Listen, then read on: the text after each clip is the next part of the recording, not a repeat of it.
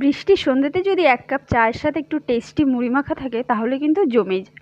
তাই ফার্স্টে একটু তেলটা গরম করে নিয়েছি, এর মধ্যে দেবো আমি পেঁয়াজ কুচি এবং দেবো লঙ্কা কুচি। এটাকে খুব ভালোভাবে মিক্সড করব।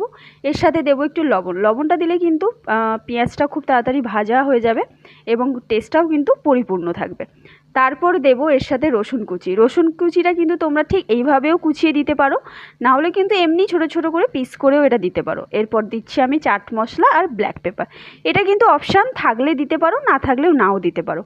এরপর ভাবছি একটা ডিমও ভেজে দেবো এর সাথে, তাই ডিমটাকে দিয়ে দিচ্ছি। এটা ভালো করে ঝুরি করে নেব এবং দিচ্ছি একটা লেস।